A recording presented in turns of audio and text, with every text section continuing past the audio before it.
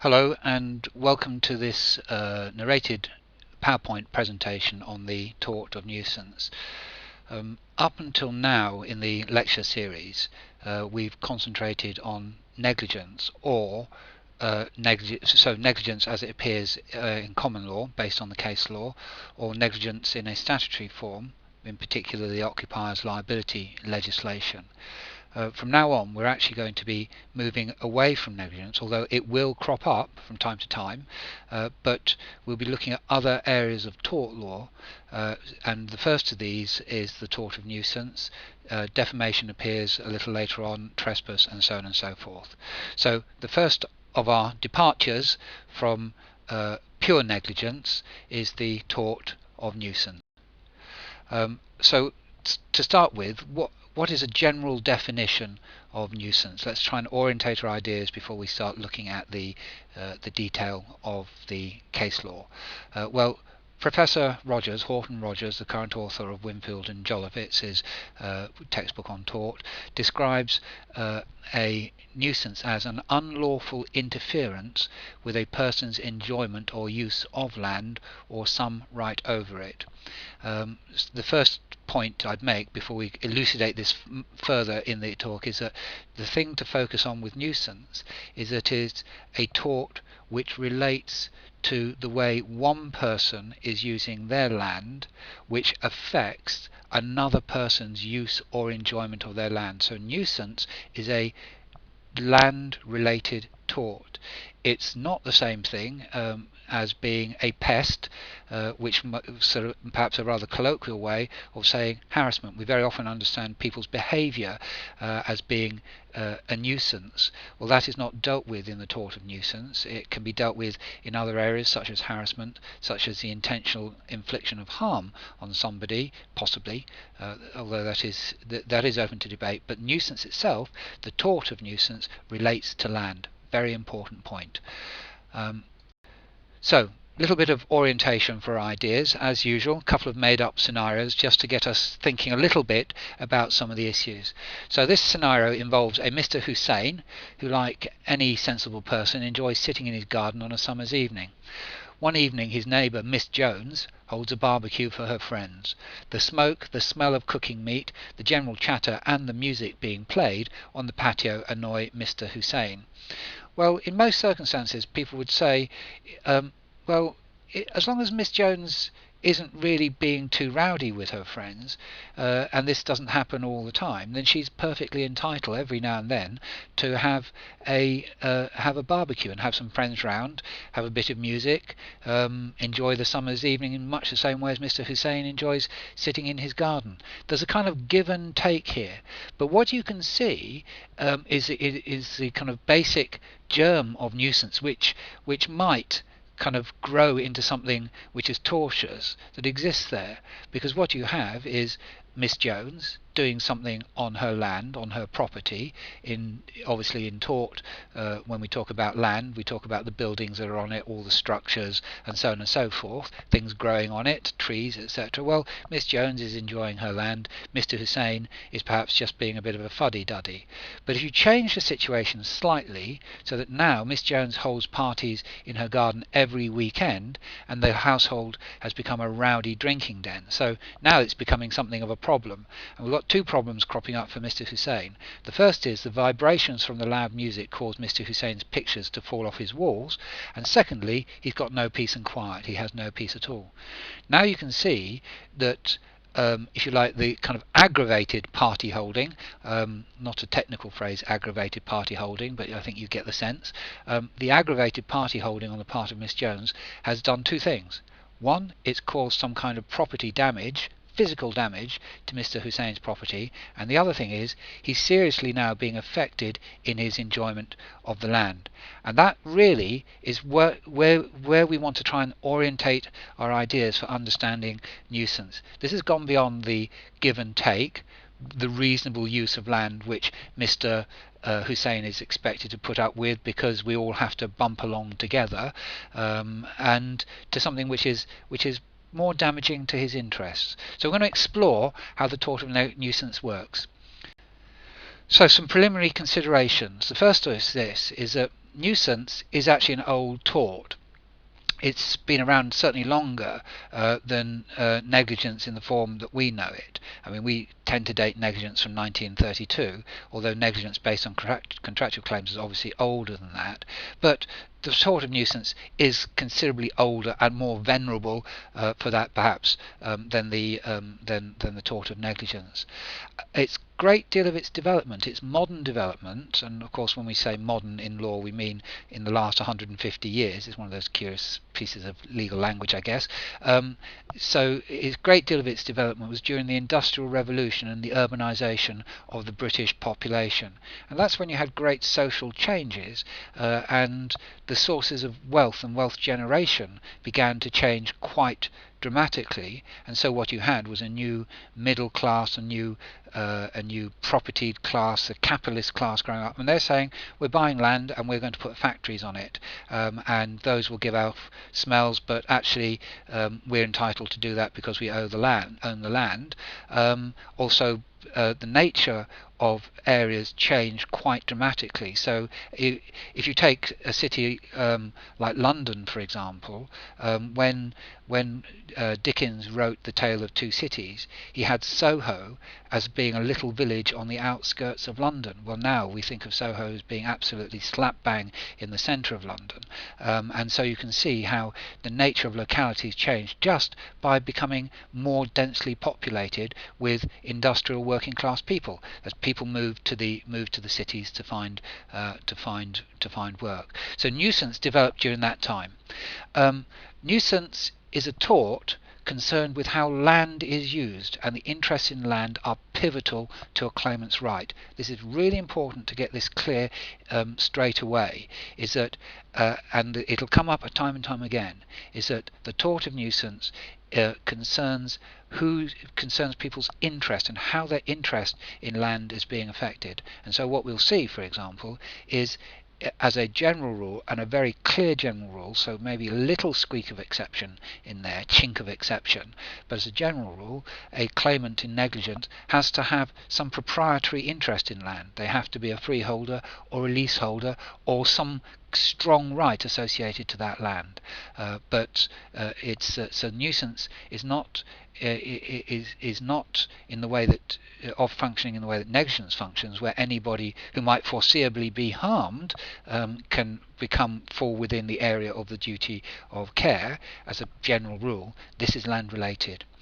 Recently, though, negligence concepts have informed some aspects, and on the slide I've underlined some aspects, so you've got to be careful here, of nuisance. But negligence and nuisance are different torts and they function differently. And when we look at the kind of negligence concept as it's cropped up in one area of nuisance, it's a rather subjective approach to negligence rather than the more objective use that approach that we're used to as far as the tort of negligence is concerned. Some see private law nuisance claims as one of the foundations of modern environmental law. Important point, environmental law is, as an academic subject, is a fairly recent development, and a lot of it turns on legislation governing land use, governing pollution and so on. But the common law of nuisance, private nuisance in particular, holds a plays a very strong role in some areas of environmental law. And finally, in a way, nuisance is about trying to balance off this idea of give and take in the use of land. Be careful when you use that. We'll qualify that idea a little more of give and take, but against the demands of progress. And there is a kind of maybe an NIMBY element to the way sometimes people perceive this. People do like to have shopping malls, and they do like to have new theatres, and they do like to have good roads, but the consequence of that is that the creation of those sorts of facilities and arrangements do disturb other people. And it's worth bearing in mind that a lot of development and land use is controlled by statute, and so a lot of disturbance, not necessarily authorised nuisance, but a lot of disturbance to people's enjoyment of their land takes place within the framework of statutory controls. And sometimes where those controls are, when Parliament has made statutory controls, the courts are not going to interfere and impose nuisance on it. But you have this demands of progress against the give and take sort of principle. So the structure of this session is going to be, first off, we're going to explore the general idea of private nuisance. We're going to have a look at some definitions, who can sue, standing to sue, locus standi if you want a bit of Latin, the kinds of loss which are going to be recoverable, and also the remoteness principle, remoteness of damage. When is damage remote? More specifically, once we've looked at the general idea, we're going to have a look at nuisances and naturally occurring events. So first, when we start off, we're looking at things that landowners or occupiers of land do which affect other people's enjoyment of their land. But what about, how does nuisance relate to naturally occurring events? Surely if somebody has not been the cause of a nuisance, they shouldn't be held to be liable. Well, we'll see how the law deals with that situation. We'll also look at the situation fairly briefly where some people haven't caused a nuisance, but they're said to have adopted it, and what might be the consequences of that. We're also going to have a look at liability for escapes, in particular single escapes, single instances of escapes, and nuisance. And this is sometimes referred to as the rule in Rylands and Fletcher. Obviously based after a case and a decision from the 19th century, quite an old decision, and this is a developing area of law, maybe one which is going to wither away or change direction. We're at a kind of crossroads with Rylands and Fletcher at the moment. We're going to have a look briefly at defences and remedies. And we're also going to have a look at the public nuisance, which can become the basis of a tortious claim. But that we will look at that rather briefly, because what we want to do is focus on the idea of private nuisance. So private nuisance is all the areas of nuisance other than the public nuisance, which we'll discuss right at the very end of this presentation. So some general propositions about private nuisance to start with. Sorry if the microphone quality or sound quality has changed ever so slightly. I had to come out of the narration because I saw a spelling mistake on the slide and I just had to correct it, and the sound always ends up changing a little bit when you come back in. So anyway, so some general propositions about nuisance. Well, nuisance is an unlawful or unreasonable interference with a person's use or enjoyment of their land. So obviously the unreasonableness is going to affect or relate to the unlawful quality of the interference. So the source of that interference, and this is important, is in private nuisance is some activity on the defendant's neighbouring land. So to be liable, the defendant has to be undertaking an activity which is causing the disturbance, the annoyance, or whatever, and the land has to be neighbouring the claimant's land. Now, neighbouring is not used in the sense of adjoining. It doesn't necessarily mean that literal sense, but within the neighbourhood, within the vicinity. So it doesn't mean contiguous land, or adjoining land, although in some of the cases the land has been adjoining. In other cases the nuisance has travelled from the defendant's land to the claimant's land over some distances, but by and large there is a degree of closeness or proximity, and the concept of neighbourhood or locality is relevant here, particularly for the development of some of the case law. So examples of nuisance. Now I've listed 3 examples of nuisance here, and I've taken this directly from Lord Lloyd in the case Hunter and Canary Wharf, which I'll explain the case on the next slide. So examples of nuisance, classic examples of nuisance, are encroachment on a neighbour's land. So that's where maybe roots from trees grow come off the one piece of land and onto another, disturb foundations, overhanging branches, and so on. Secondly, Lord Lloyd lists direct physical injury to a neighbour's land, so causing some damage to it. We'll see in some of the cases chemical damage, soot damage, and so on. Or thirdly, interference with a neighbour's quiet enjoyment of land. Now, quiet enjoyment in land law means something ever so slightly different from what we mean when we say quiet enjoyment of land when we're talking about it in terms of tort. But it speaks for itself here, that somebody should be able to enjoy their land without being disturbed, and its interference with that. So those are the three examples that have been given by Lord Lloyd in Hunter and Canary Wharf. In a way, they're the sort of classic sort of examples, and that's most of the time how nuisance is going to be encountered. But if you note, Lord Lloyd used the word neighbour, so he introduces this concept of neighbourhood. In this sense, is quite important. Okay, so general propositions for nuisance continued. So private nuisance generally requires the interference to have been caused by an ongoing activity, even if it's short-lived, on the defendant's land. Now, I've inserted here as an illustration because there are a few cases which are really better at illustrating the whole idea, the classic examples of nuisance, than Halsey and Esso Petroleum. The case is 1961, and the facts of the case took place in Fulham in London, quite close to the Thames.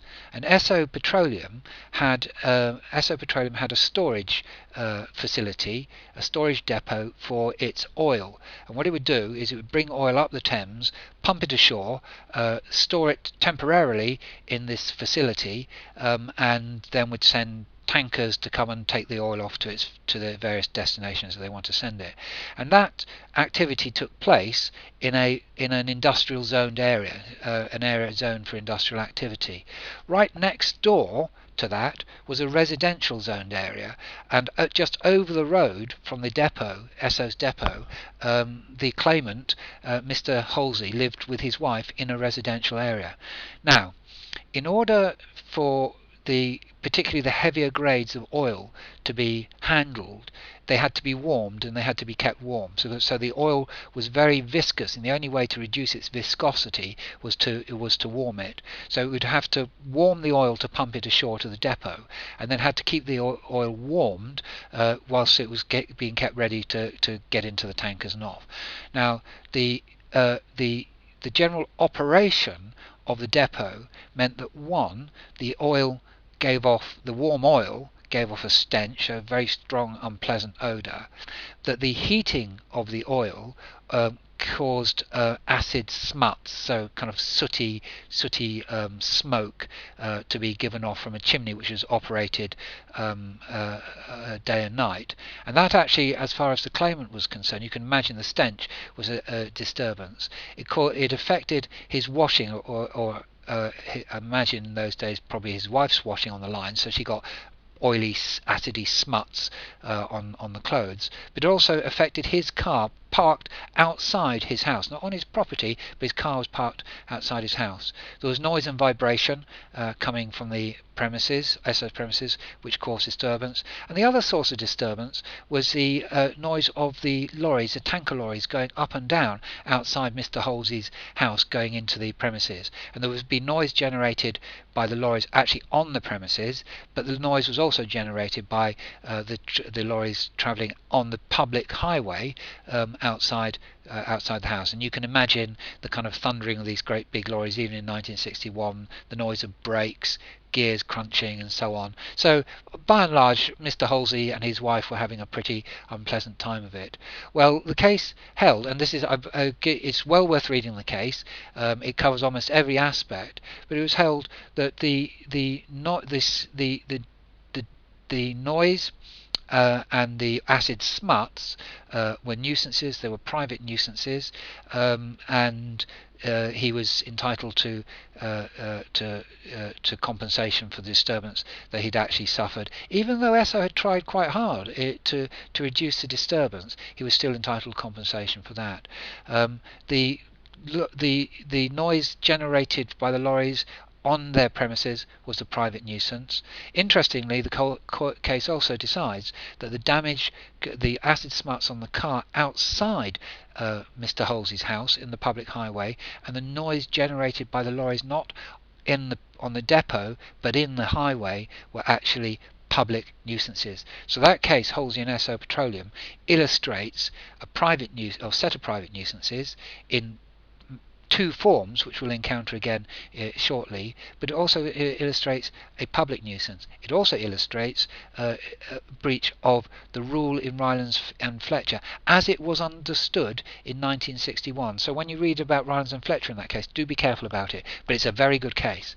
So the case, and you can see in Halsey that it was the activity taking place in the depot which was causing that disturbance. And Hunter and Canary Wharf further illustrates that point. Now, Hunter and Canary Wharf is, in a way, the modern statement of the tort of nuisance. So again, it's an important case to read.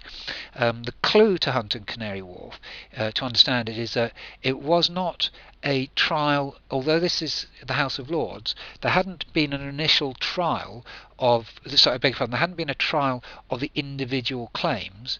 This case was a trial of the preliminary issues. So what the judges and what the lawyers were trying to do was, before they got round to applying the law to any of the individual claims, they were clarifying what the law was.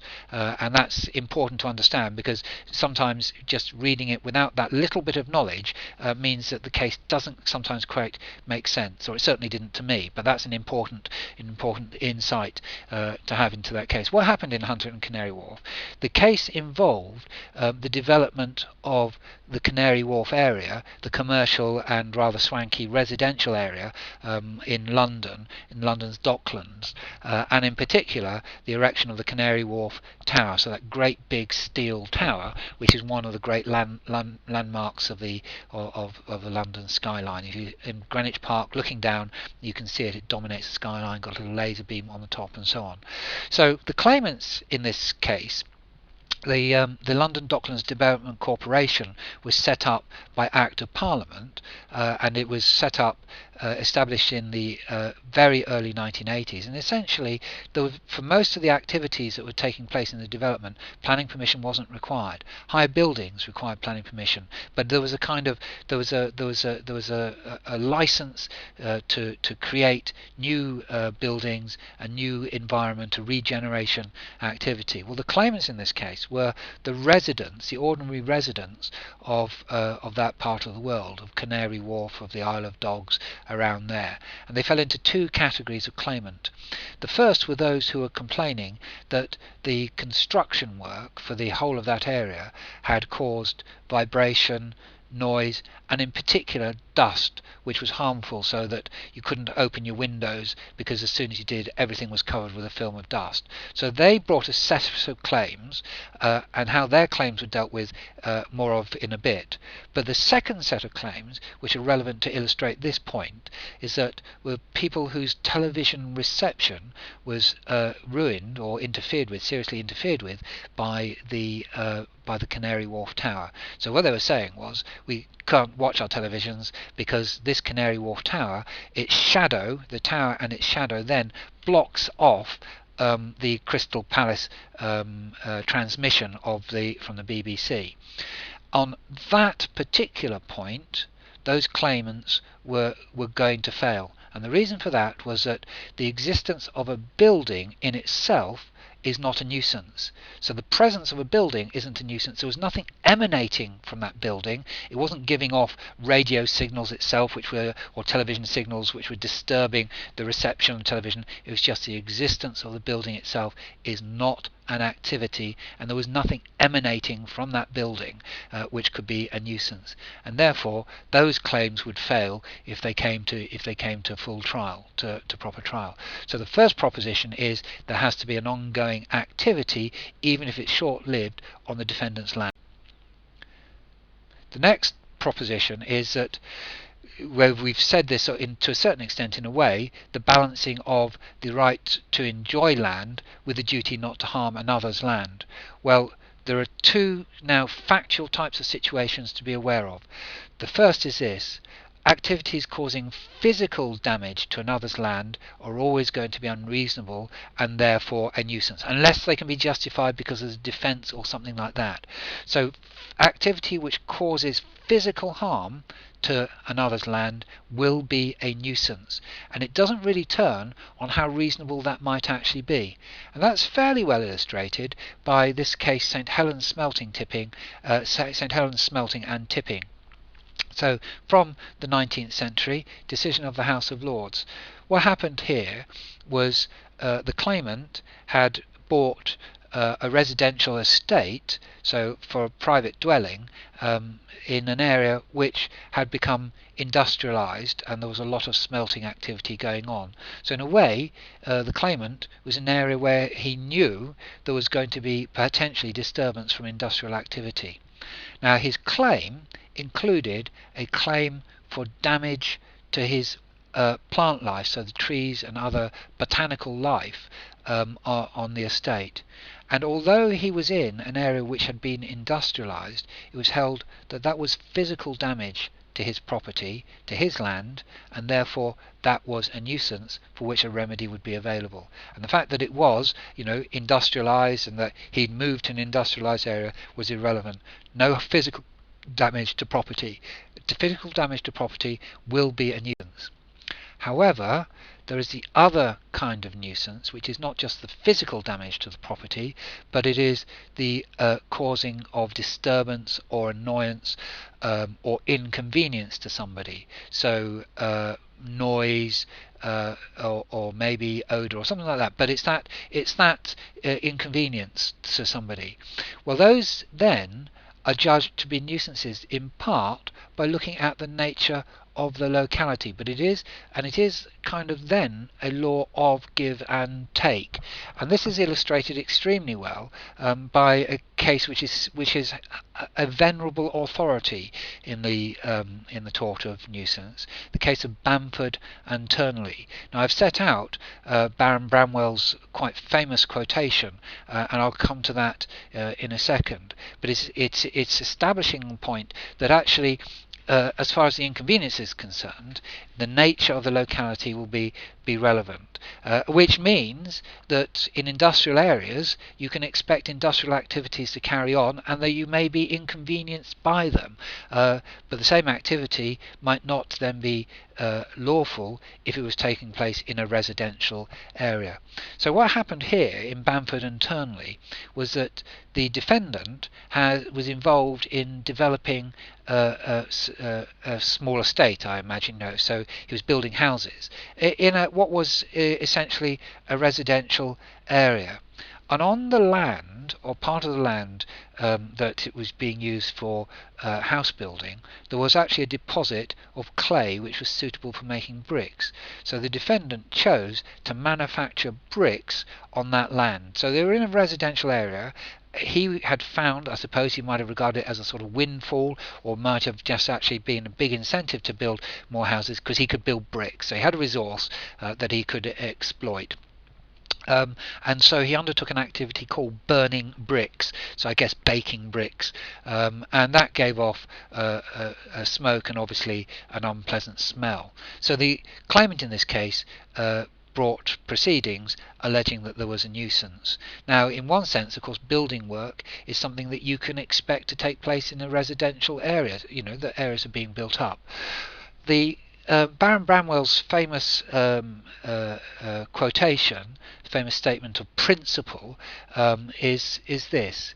He says, "It seems to me that the principle is this, namely, that those acts necessary for the common and ordinary use and occupation of land and houses may be done, if conveniently done, without submitting those who do them to an action.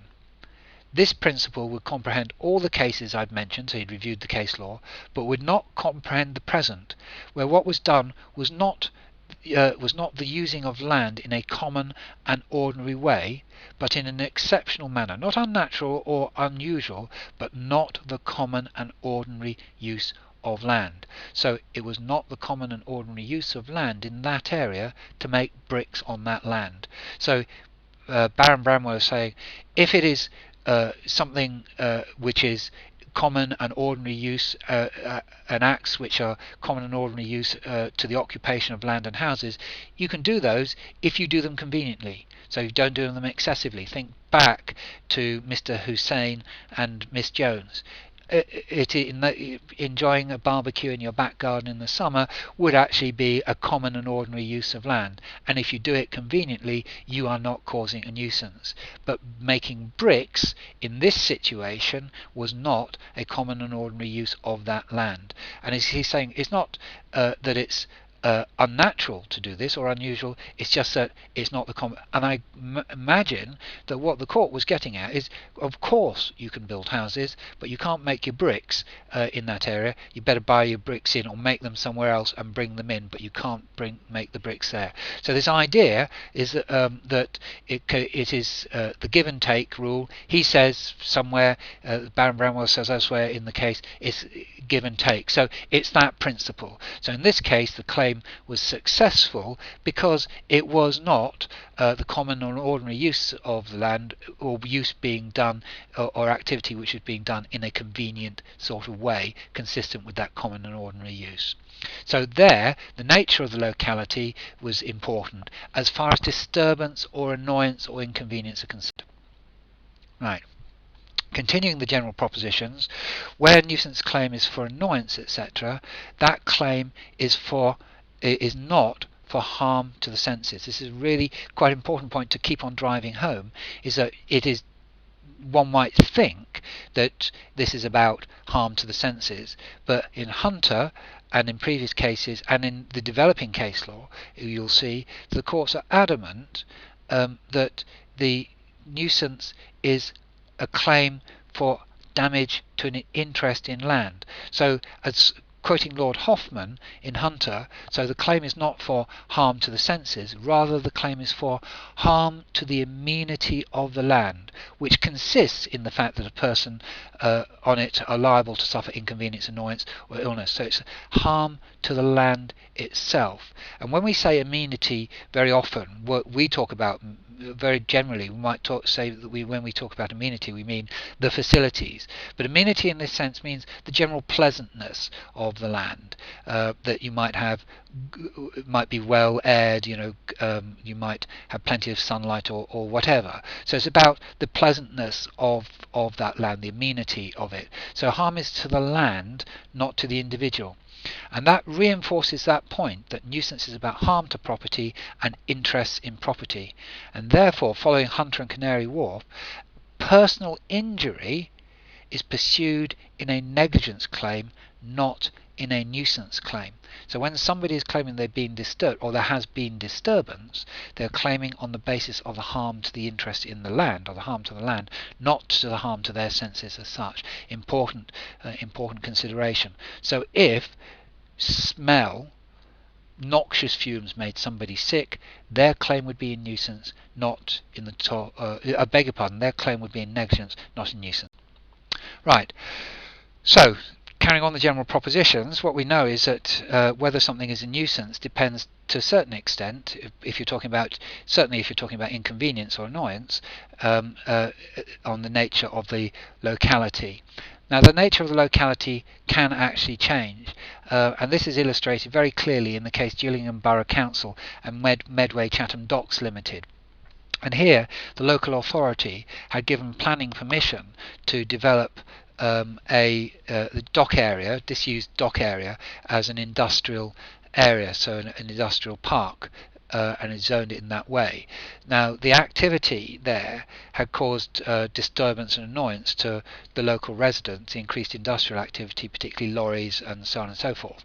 And it was held in that case that the grant of planning permission had changed the nature of the locality. So the locality had now become an industrial area, and therefore what might have been a nuisance previously ceased to be a nuisance.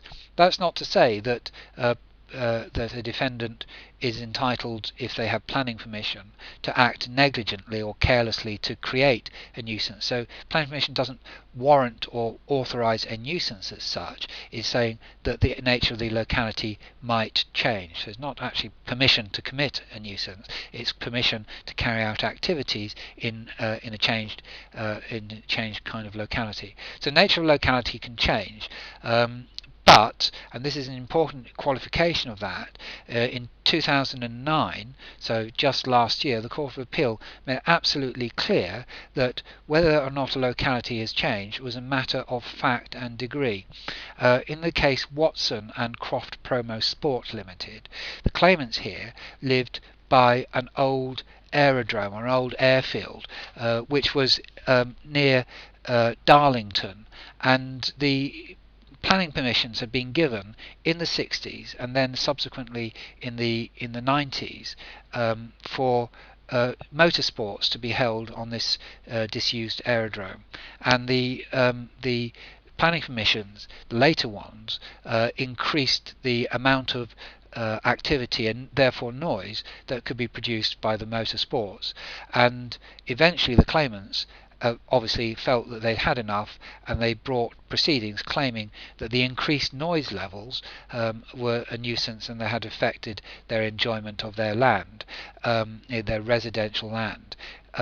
It was argued that the grant of the planning permission had actually changed the nature of the locality, and it was held that, as a matter of fact, the judge in the court in Newcastle said that the nature of the locality was rural before the planning permission was granted, and it remained rural after the planning permission had been given, and therefore whether the nature of the locality had not actually changed. So although there was planning permission to allow the motorsports, the increased level of motorsports and noise was a nuisance, because as a matter of fact and as a matter of degree, so balancing off the various kind of claims about what the nature of the locality was, it was still a rural area.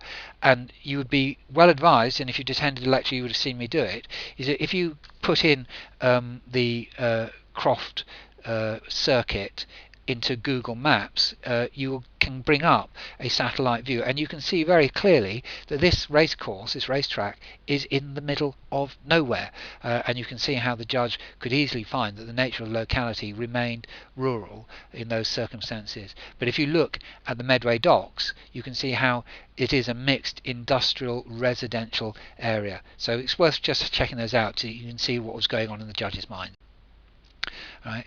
Carrying on the general propositions as far as private nuisance is concerned, nuisance is not necessarily one related to people's motives or intention. It's about the unreasonableness of conduct, but actually some behaviour which might in certain circumstances be acceptable and not a nuisance can become a nuisance because of malice, intention to cause harm and annoyance. And this is illustrated very well. There's more than one case on this point, but Christian Davey illustrates this very clearly. The claimant in this case was a woman who gave music lessons in her terraced house. Her neighbour, presumably so frustrated by the noise, I don't know, chose to disturb those lessons by banging trays, drums, blowing whistles and so on, so generally making an annoyance of himself. His intention was to disrupt the lessons, and it was held that his motive of intention to cause annoyance, to cause disruption, was one factor which made his actions a nuisance. So motive, intention to cause annoyance, to cause disturbance, can be the source of a nuisance.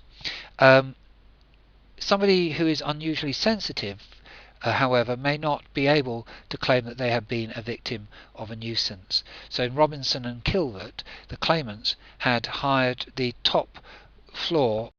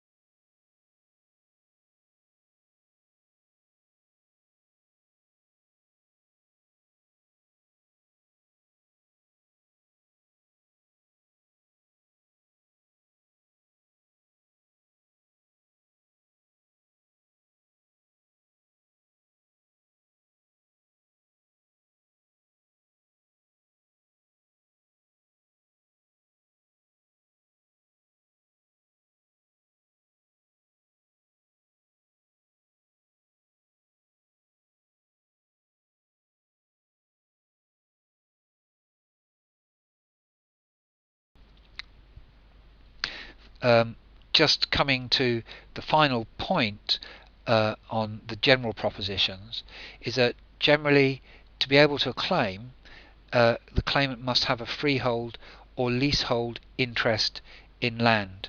So people who are occupying land perhaps because they're residing with their parents, who may be disturbed by smell or noise, generally will not be entitled to bring a claim. They will not have standing to sue. The only those who have standing to sue are those who've got some proprietary interest in land. So they're entitled it's sometimes called exclusive possession of the land if you're a leaseholder, or alternatively if you've got the fee simple, so you're the freeholder. Concepts you're now familiar with from land law. And the authority for that was Hunter and Canary Wharf. And so if you remember the first claim I described in Hunter and Canary Wharf, that was where the occupants complained of the noise, the vibration, and also the dust coming into the buildings during the building coming into their homes whilst the building work was taking place. Well, only those who had the leasehold or freehold interest in land would be able to claim, or those who might not have that. You find that under matrimonial homes legislation there may be partners whose names may not be on the title deeds, but they have a legislative entitlement to an interest in the land. So if, for example, there was a divorce, they would have an entitlement. Those were the kind of people who would have a claim. But just people who occupied, who were resident, who had a license to occupy, licensees and so on, were not going to be able to claim. Right, and that is very strongly, very clearly the position as far as the English common law of nuisance is concerned. Last year, the Court of Appeal put a slight qualification on this, and that derived not from the tort of nuisance as such, but from the operation of the human rights legislation and the European Convention. And this is an important point that I'm going to make here, that this is not, this decision that I'm going to discuss in a second, Dobson and Thames Water Utilities Limited, is not saying that the Hunter and Canary Wharf position is no longer the position. It's just qualifying it in a limited circumstances, in a limited set of circumstances. Right. So the claim in Dobson was this: Thames Water Utilities Limited were responsible for the running of a sewage works, and a group of claimants based a nuisance claim on the fact that they were disturbed by the smell from the sewage work and also from mosquitoes. And the claimants included people who had freehold and leasehold interest in land, but one of the claimants was a child of 13 who lived with his parents. Now, the challenge here was to the fact that the Hunter and Canary Wharf position would seem to have excluded him because he didn't have that proprietary interest. And his claim, and the Court of Appeal discussed the claim. Again, this was a trial of preliminary issues. The actual substantive case had not been heard. It was a clarification of the law. The Court of Appeal has to decide not on the basis of the tort of nuisance, but on the basis of Article 8 of the European Convention. So the right to privacy and the right to a home life, whether the 13-year-old boy would have standing to sue. Could he claim? The court says this, and I paraphrase: non-proprietary occupiers, for example a child in a household, may seek a remedy for discomfort caused by carelessness where an award to the proprietors does not provide just satisfaction for infringement of a European Convention right. Right, what is being said here? The court is saying that in most circumstances, particularly involving a child, they believe that the award of damages, the award of a remedy to the parents would actually be just satisfaction of the child's interest.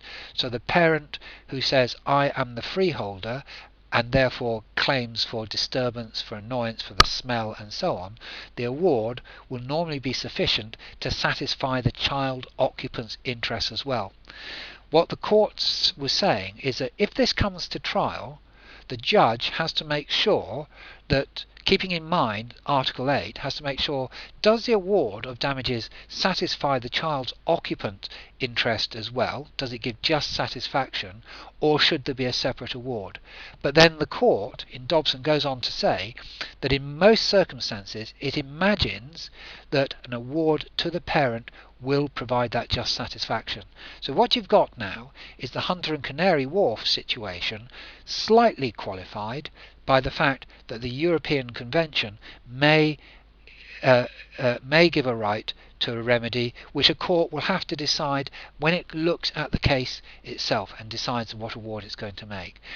But the position as far as the tort of nuisance is concerned is Hunter and Canary Wharf.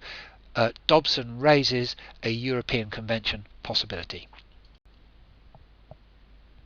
So those are the general propositions that a successful claimant must have to contend with in order to receive a remedy. But what we want to look at now are three particular kinds of situations. How the tort of nuisance deals with naturally occurring events, nuisances which may be caused by third parties, and one-off escapes rather than ongoing activities. So what is the position as far as these are concerned?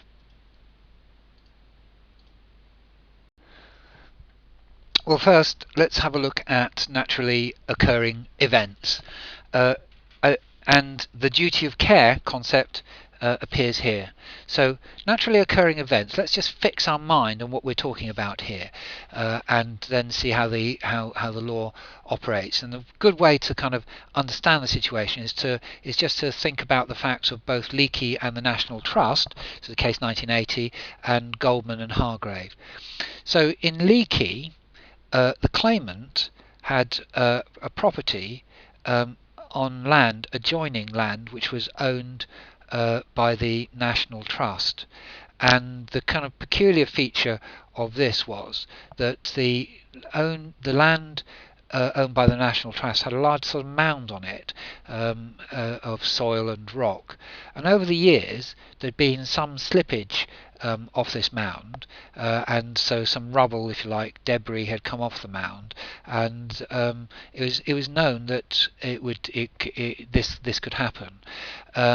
During the summer of 1976, which was a very, very hot, dry summer, there was a drought. The kind of erosion which was taking place and which was being caused by rain and heat and so on, that summer caused actually a large gap to appear in the mound, so it became fairly clear that there was a serious risk that there could be quite a major landslide off the mound. And the claimant in this case told the National Trust that he was concerned that there could be a landslip and it could affect his house. National Trust did nothing about it, and its argument was, at that time and subsequently in court, that this was actually a naturally occurring event for which it was not responsible. Well, what actually happened was there was a landslide, and soil and rock, rubble, fell onto and damaged the property of the claimant. So a claim was brought, and it was held that there was a measured duty of care, which I will explain in a second. So what you've got here in Leakey is a naturally occurring event. We've seen in other cases it's the activities of the defendant himself or herself which is the source of nuisance, burning bricks or whatever, whereas this is just naturally occurring event, soil erosion, land erosion. In Goldman and Hargrave, this involved a situation where a tree was struck by lightning and it caught fire. The defendant had the tree then cut down, and the fire was partly extinguished. It was doused, but it was still smouldering.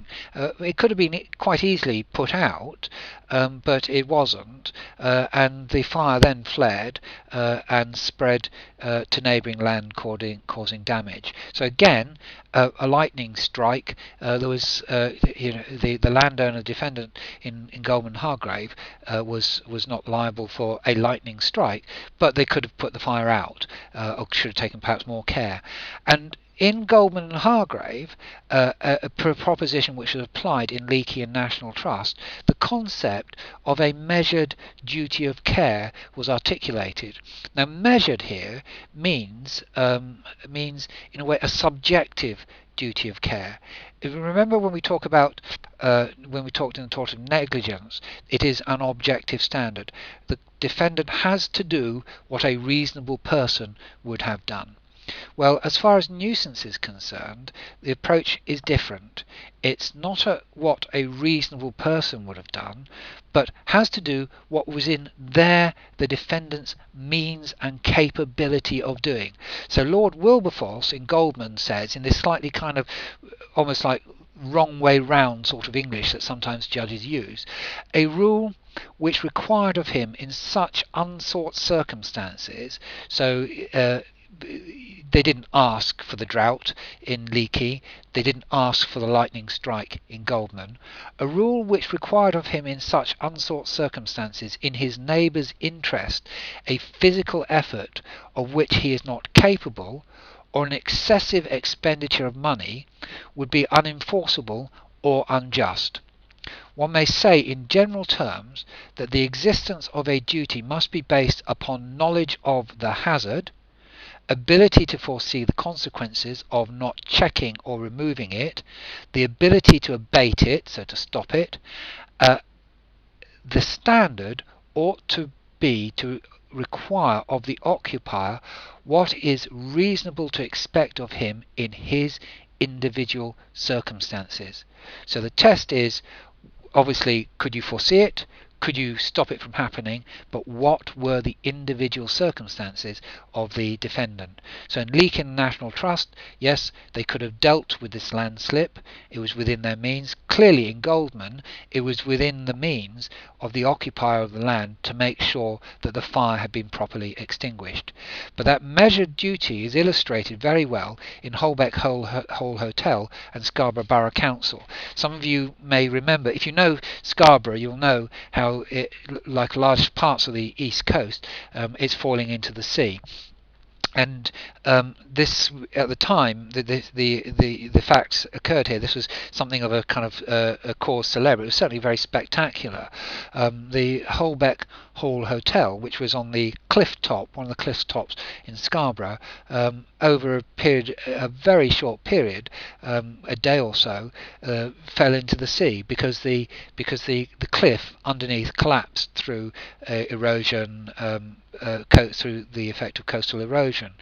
The claimants, the proprietors, brought an action against Scarborough Borough Council because although they were resident on the claimants were on the top of the cliff, the undercliff was the responsibility of Scarborough Borough Council, and their argument was that they should have actually properly supported the undercliff. They should have done work which was going to stop the hotel from falling into the sea.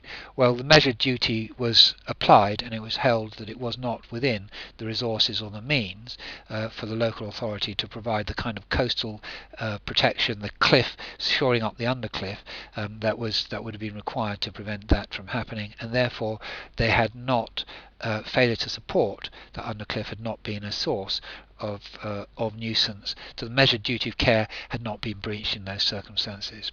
Okay, so naturally occurring events, the claimant, I beg your pardon, the defendant doesn't actually cause the event, something else caused it, but in certain circumstances, if it is within the means of the defendant to stop the untoward effects of those natural events, then they will be liable in a nuisance if they fail to do so in circumstances where it would be foreseeable that harm could be caused and they had the means to stop it from happening. The second particular point to make, which I can deal with fairly briefly, is where, again, another situation where the defendant has not caused a nuisance, but they may have been seen to have adopted it in some way. So in Sedley, Denfield and O'Callaghan, the claimant I beg your pardon, the defendant had a drain laid on the in ditches at the edge of his land. Now the drain had not actually been laid by the defendant, it had been laid by the local authority, who were trying to give some kind of protection to the adjoining land to stop water from flooding onto that land. But it actually entered the defendant's land as a trespasser and laid the drain. So it was done without their permission, but they'd actually laid the drain on the land, or culvert, as I think it's described in the case. Well, subsequently the defendant became aware of the drain, and rather than protesting or anything, decided that the drain was probably a good idea, but then put a grated cover over the entrance to the drain. With the idea that it should be used to trap twigs and leaves, but it was actually carelessly sited, and so instead of it almost did the job too well. It became clogged, and one day when there was a very, very heavy downpour of rain, the clogged cover meant that water flooded out and caused damage, so the drain wasn't working. The claimant brought an action against the defendant in nuisance. The defendant's argument was that it was not responsible for that nuisance. The drain had been laid by a trespasser, and therefore it wasn't accountable. It was held that they were liable, even though they hadn't initially caused the nuisance. They themselves had adopted it. So by putting their own cover on it and using on it, they had adopted the nuisance, and therefore in those circumstances they were liable. The third and slightly more complicated area is in relation to single, one-off, isolated escapes. And again, we've said as a general proposition, a nuisance occurs where there is an ongoing activity causing something to emanate from the land. Well, the situation is slightly different as far as single escapes are concerned. So a single escape is not normally regarded as being a nuisance, or was not normally regarded as being a nuisance, and it was dealt with under a rule which became known by the famous case in which the principles on which it was based were drawn together, these pre-existing principles, the case of Rylands and Fletcher. It was sometimes known as the rule in Rylands and Fletcher. And what the case was taken to be authority for, what in the past it was taken to be authority for, is to say that if something is, in certain circumstances, that there may be strict liability for an escape of something from land. So if you bring animals onto your land, so you bring cattle and they stray onto somebody else's land, or you let thistles grow or something like that, then if there's an escape, then in those circumstances there could be liability, and it was strict liability. The factual situation that triggers a discussion of the rule in Rylands and Fletcher is the idea of a single escape. The facts of Rylands and Fletcher, and then we'll look at the law and how it's developed and what the position is on single escapes now. The facts of Rylands and Fletcher was that the defendant decided that he was going to build a reservoir on his land. Now, a reservoir clearly involves bringing a large quantity of water onto land and keeping it there. So the defendant decided that he'd build a reservoir. Unfortunately, the place where he chose to site his reservoir was over a set of disused mine shafts, so the mine workings, and the water that he filled the reservoir with ran off through the disused mine shafts and flooded neighbouring land. So the water escaped through these mine shafts. You can imagine it's a bit like the kind of bath plug being pulled out. The just water ran off. Once it was able to get into the mine shafts, it just ran off and caused flooding. In Rylands and Fletcher, at first instance in the Court of Exchequer Chamber, the kind of general proposition of the law relating to escapes in this situation was formulated by Mr. Justice Blackburn, and he formulated it like this. So I paraphrase, but his formulation is this: is when a person brings something onto his land and collects and keeps it there, so water is an example, but there could be other examples as well, but you bring something onto land and you collect and you keep it there for your own purposes, So it's not that it's a naturally occurring thing, it's something which has been brought on for their own purposes. Something which is likely to do mischief if it escapes.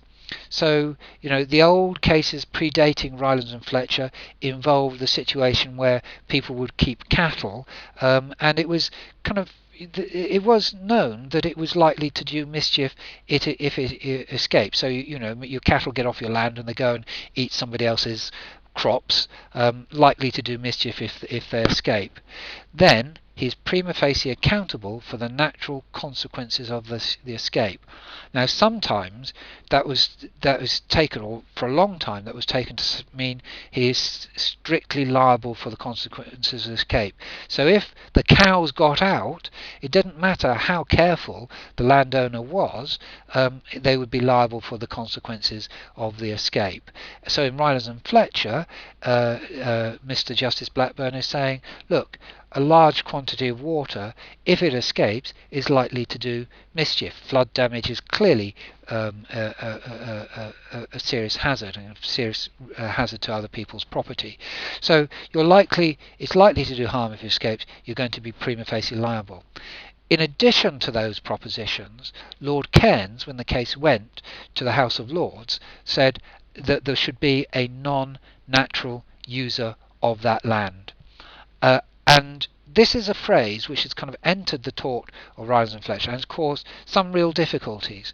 Now, Professor Steele thinks that when Lord Cairns is talking about a non-natural user of land, what Lord Cairns is talking about is something which has a dangerous sort of element to it. And sometimes this idea of non-natural user of land has been equated with ultra-hazardous activities. But whether the rule in Rylands and Fletcher deals with ultra-hazardous activities taking place on the land is not settled law. So there's a degree of ambiguity here, and it is a difficult case.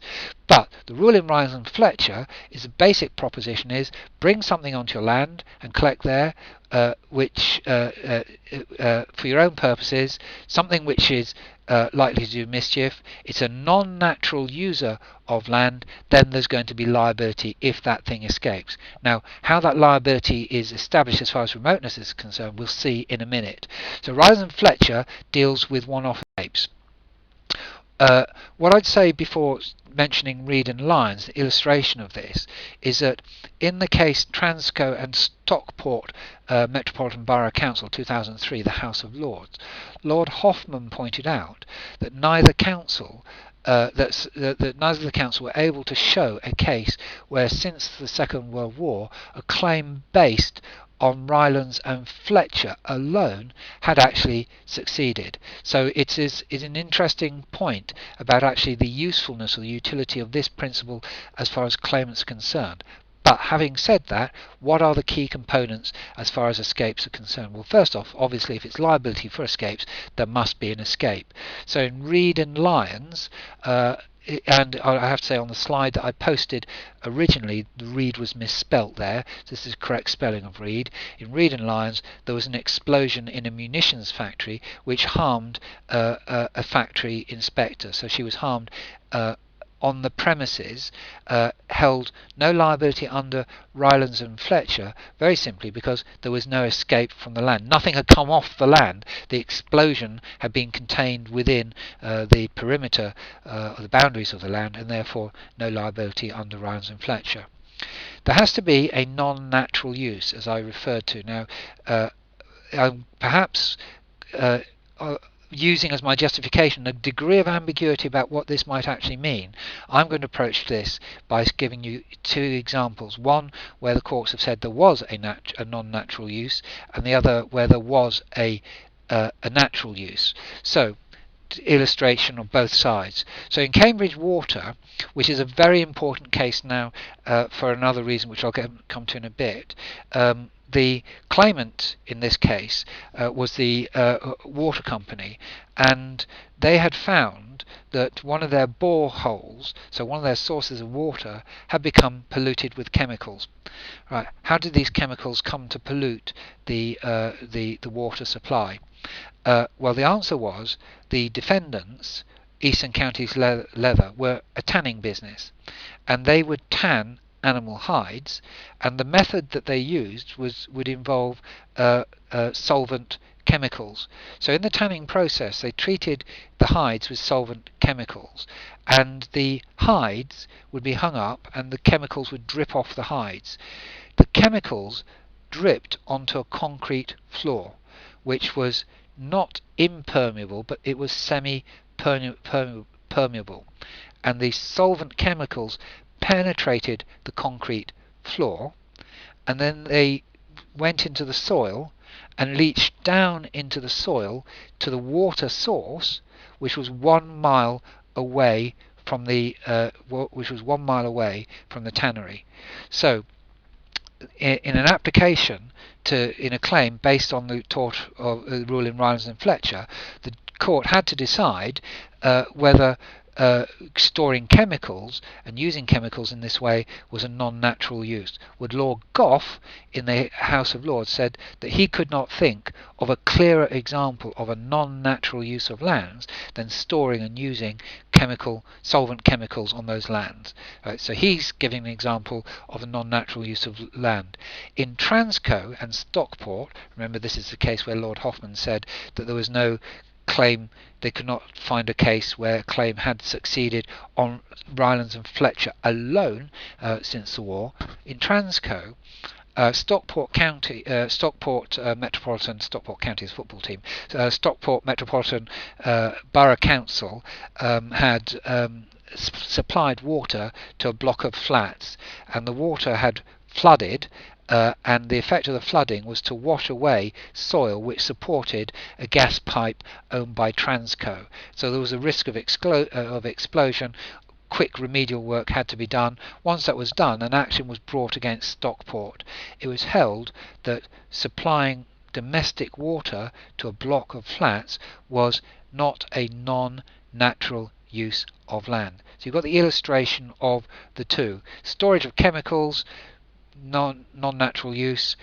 Domestic supply of water was a natural use of land. In Australia, this area has developed so they're much clearer that in fact these kinds of rules are dealing with ultra hazardous activities and creating doctrines of non-delegable duties. But at the moment we're at a kind of crossroads with Rylands and Fletcher, but clearly the non-natural user is an important point, and it does relate back to this idea, the original concept of Rylands and Fletcher, so that when Mr. Justice Blackburn was talking, he was thinking about cows getting out, and it's about all tied up with this idea of the likelihood that something might actually cause harm, and in a way the old strict liability could be understood on the basis that it had to be something which you knew was likely to be harmful anyway, so it kind of mitigated the severity of strict liability, where you're looking at something where we expect precautions might have to have been taken. But then now there is a clear remoteness of damage rule coming from Cambridge Water, and in Cambridge Water the claim failed, and the reason the claim failed was that loss of the kind, the pollution of a water source 1 mile distant from the tannery, in the circumstances was not of that kind, so loss was not of the kind which was reasonably foreseeable. So the standard of remoteness, the test of remoteness under the escapes rule in Rylands and Fletcher, is the same as the test under nuisance generally, so the Morris and Network Rail case, and also you'll see is the same as the test that is used in the tort of negligence as well. So Rylands and Fletcher deals with escapes in certain limited circumstances.